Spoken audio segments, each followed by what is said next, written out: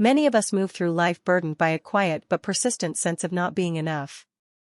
We critique our bodies, our work, our reactions, and our very nature, believing we must constantly strive to fix our inherent flaws. This feeling is deeply woven into the fabric of Western thought, which often frames the human condition as one of original inadequacy, a fall from grace requiring endless effort to mend. But there exists another, more compassionate perspective.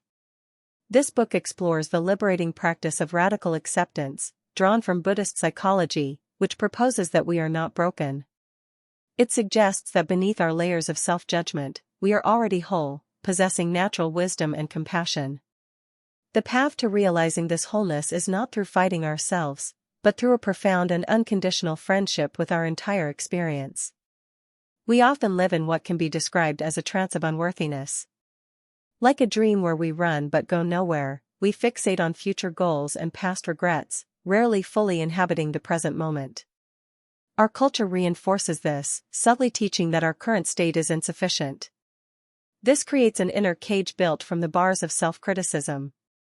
We pace within its narrow confines, much like a tiger who, after years in a small cage, continues to tread only that familiar space even when offered a vast field.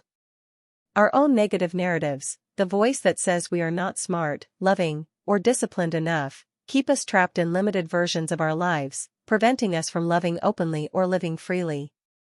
The key to unlocking this cage is radical acceptance. This is not passive resignation, but a dynamic process of becoming fully aware of our present moment experience, our thoughts, emotions, and bodily sensations, without trying to judge, control, or alter them. When a harsh thought about ourselves arises, or an unwelcome feeling like jealousy or anger surfaces, our habitual reaction is to condemn it and, by extension, condemn ourselves. Radical acceptance invites us to simply acknowledge what is happening within us with an open and kind curiosity. By meeting our inner world with this quality of attention, we disarm the inner critic. We see that thoughts and feelings are transient events in consciousness, not definitions of our worth. This practice begins to dissolve the bars of our cage, creating space for genuine self-acceptance and a more expansive life. When faced with painful or uncontrollable situations, our instinct is often to manage, fix, or flee. If someone hurts us, we retaliate. If we feel a craving, we either rigidly suppress it or impulsively indulge it. This struggle against reality is a form of rejection, a message that our experience, and therefore a part of us, is unacceptable. A powerful alternative is to insert a conscious pause. In that moment of stopping, we step out of automatic reaction and create an opportunity to recognize our inner landscape. Before snapping at a child or reaching for that comfort food, we can pause to feel the tumult inside, the tightening in the chest, the heat of frustration, the ache of longing. By naming these sensations and emotions without judgment, we see them clearly. This clarity allows us to respond from choice rather than compulsion, breaking the cycle of struggle and self-condemnation. Central to this practice is cultivating unconditional friendliness toward ourselves, especially toward our pain. We are often only kind to ourselves when we succeed. In failure or distress, we become our own worst enemy. Consider treating yourself with the same compassionate presence you would offer a dear friend in distress.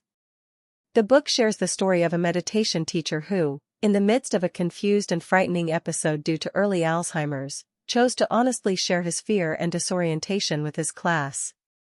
He did not reject his experience as wrong or shameful, he acknowledged it with courage and vulnerability. In doing so, he transformed a moment of potential panic into a profound teaching on humanity. This is the heart of radical acceptance, greeting every part of our experience, especially the difficult ones, with a gentle, welcoming awareness. It is about making friends with ourselves, exactly as we are. This awareness must extend to our physical bodies, which we frequently ignore in favor of our racing minds.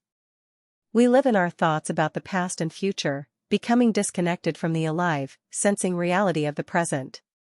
Emotions are not just mental events, they manifest as physical sensations. Anger might feel like a clenched jaw and a hot face, sadness like a heavy chest. By deliberately tuning into these bodily sensations, the pressure of the chair, the rhythm of the breath, the texture of an emotion in the body, we ground ourselves in reality. The author describes how, upon feeling anger toward her son, she shifted her focus from her furious thoughts to the physical tension in her body. This simple act of embodied awareness created space for empathy and a calmer, more connected response. Reconnecting with the body is a direct path out of the trance of thinking and into the vividness of life itself. Ultimately, the journey of radical acceptance reveals a paradoxical truth. By stopping the war against our own suffering, we discover a deeper, truer self. Our instinct is to believe that self-judgment protects us, that by being hard on ourselves we will avoid mistakes or motivate improvement. In reality, this judgment only deepens our sense of isolation and inadequacy. When we instead learn to hold our suffering with compassion, we uncover a wellspring of resilience and understanding.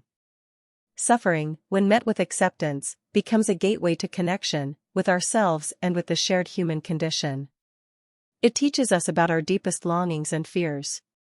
By embracing our imperfect, fleeting, beautiful human experience with a radically accepting heart, we cease to be prisoners of our own criticism. We find that freedom is not the absence of difficulty, but the capacity to be present with all of life, from the mundane to the magnificent, with an open and tender awareness. This is the path to becoming a happier, calmer, and more authentically whole person.